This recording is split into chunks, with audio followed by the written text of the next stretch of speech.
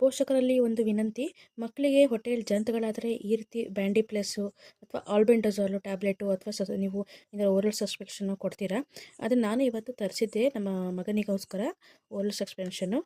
ನೋಡಿ, ಬ್ಯಾಂಡಿ ಪ್ಲಸ್ಸು ಮತ್ತು ಎಕ್ಸ್ಪೈರಿ ಕೂಡ ಆಗಿಲ್ಲ. ಇದು ಎಕ್ಸ್ಪೈರಿ ಯಾವಾಗಿದೆ ಅಂದರೆ ಇದು 2026 ಎಕ್ಸ್ಪೈರಿ ಕೂಡ ಆಗಿಲ್ಲ.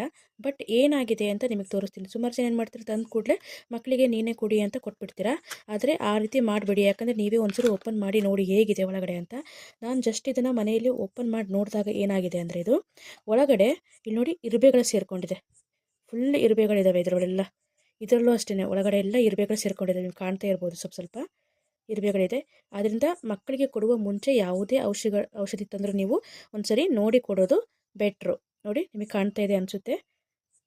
ನೋಡಿ, ಈ ರೀತಿ ಸಣ್ಣ ಸಣ್ಣ ಇರುವೆಗಳಿದ್ದಾವೆ ಇದ್ರ ಒಳಗೆಲ್ಲ. ನಾನು ನೋಡಿದೆ ಇದೇ ರೀತಿ ಕೊಟ್ಬಿಟ್ಟಿದ್ರೆ ತಪ್ಪಾಗಿರೋದು. ಅದರಿಂದ ಮಕ್ಕಳಿಗೆ ಕೊಡೋ ಮುನ್ನ ಯಾವುದೇ ಔಷಧಿಗಳನ್ನು ನೋಡಿ ಕೊಡಿ.